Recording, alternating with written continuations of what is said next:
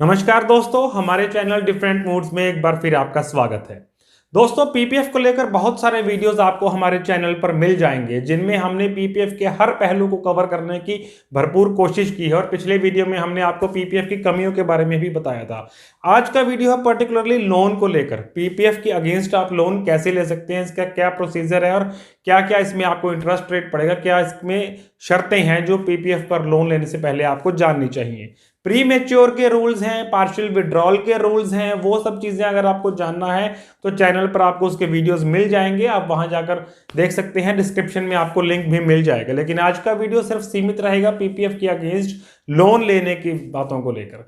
दोस्तों, पीपीएफ में अगर आपको लोन लेना है तो इसकी सबसे बड़ी शर्त यह है कि अकाउंट खोलने के बाद आपको 2 फाइनेंशियल ईयर पूरे होने पर ही मिल सकता है। यानी कि जिस दिन आपने अकाउंट खोला उसके बाद जो 31 मार्च आएगी वहां से लेकर 2 साल पूरे हो चुके होंगे, तब आप ये लोन अप्लाई कर सकते हैं।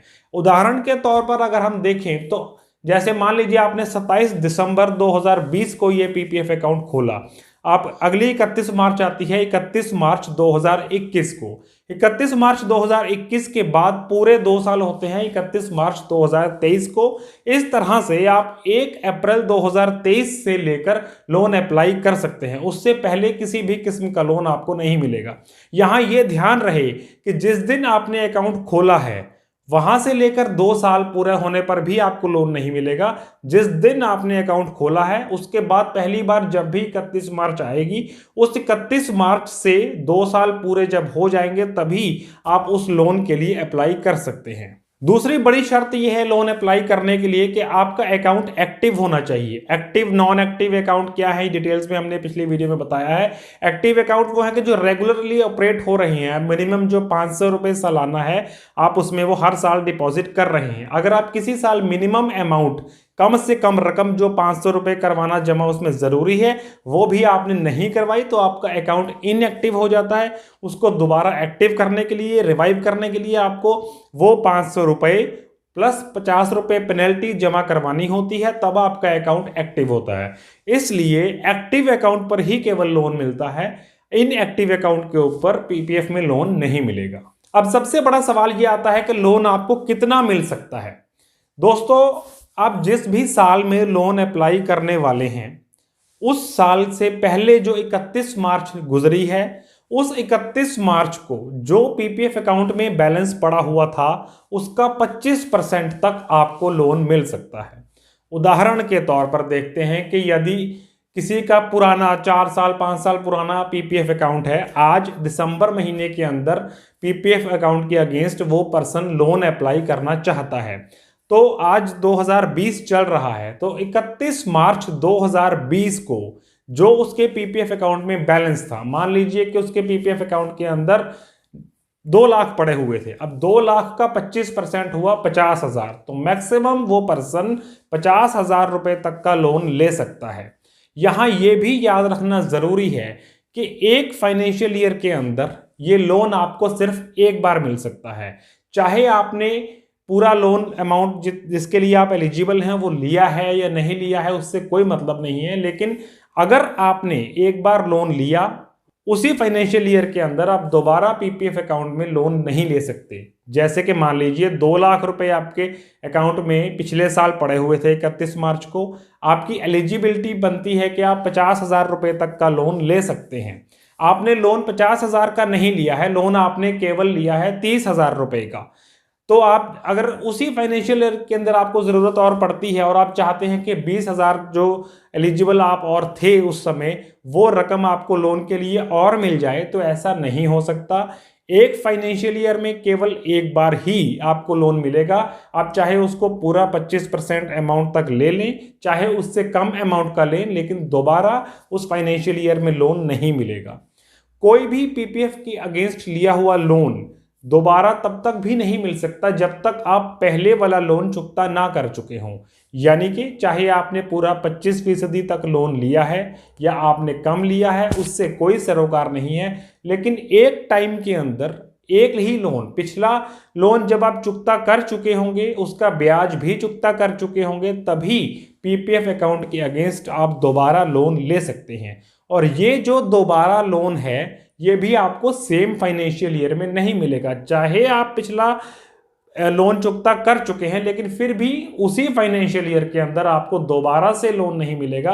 दोबारा अगर आपने उसी अकाउंट के अगेंस्ट लोन लेना है तो अगले फाइनेंशियल ईयर में ले सकते हैं, पहला लोन चुकता करने के बाद। अब लोन की रीपेमेंट कैसे होगी, यानी कि वो रीपे कैसे होगा, चुकता कैसे होगा, लोन वापस कैसे किया जाएगा। इसके सबसे बड़ी शर्त ये है, शर्त भी कह सकते हैं, यहाँ एक कमी भी कह सकते हैं, कि पीपीएफ पर जो भी लोन आपको मिलता है, चाहे आप पीपीएफ के टेन्योर के जो 15 साल है उसमें कभी भी ले रहे हो, आपको वो लोन मैक्सिमम 3 साल के लिए मिलता है। इससे ज़्यादा टर्म के लिए पीपीएफ का लोन आपको नहीं मिलता। अब वो 3 साल किस दिन से शुरू होंगे? जैसे आज 27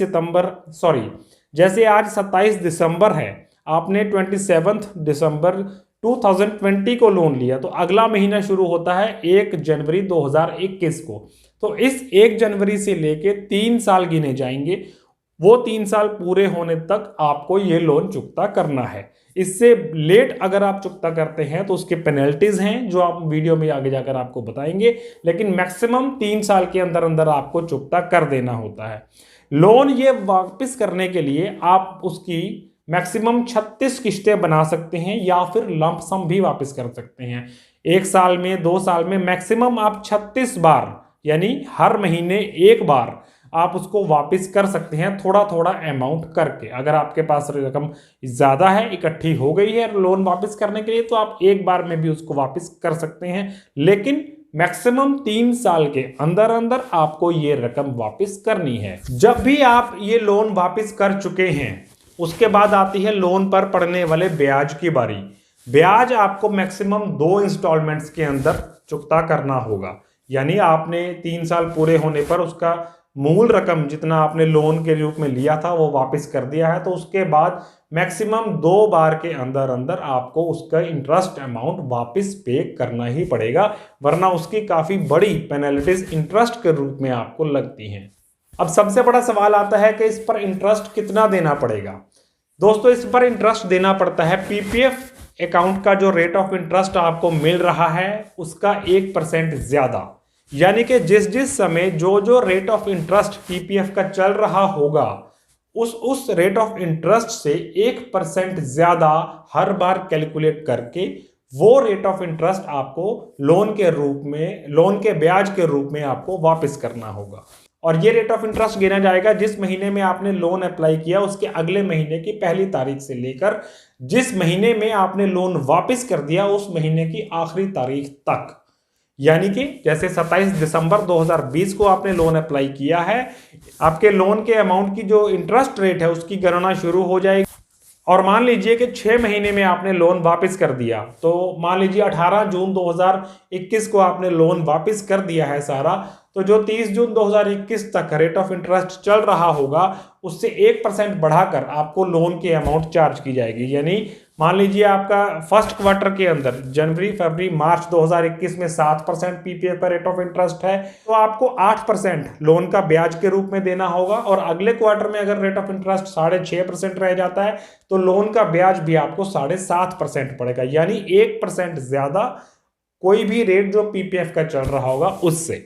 लेकिन अगर 3 साल के अंदर अंदर आप लोन की प्रिंसिपल अमाउंट वापस नहीं करते हैं तो इसकी पेनल्टी बहुत ज्यादा है।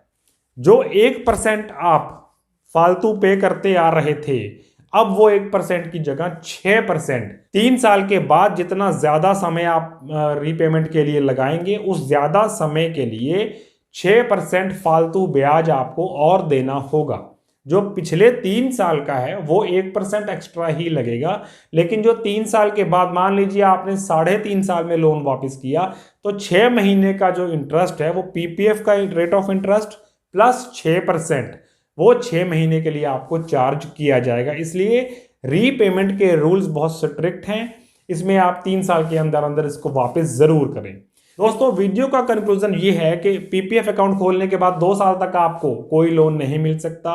पिछले साल के बैलेंस जितना आपका है उसका 25% तक मैक्सिमम मिल सकता है। लोन आपको 3 साल के अंदर अंदर रीपे करना ही पड़ता है। फिर भी पीपीएफ को लेकर अगर आपके कोई सवाल हैं या किसी भी और सेविंग स्कीम को लेकर आपके सवाल हैं तो नीचे कमेंट बॉक्स में जाकर जरूर पूछें, हम यथासंभव उसका उत्तर देने का कोशिश करेंगे। देखते रहें डिफरेंट मूड्स। Thank you.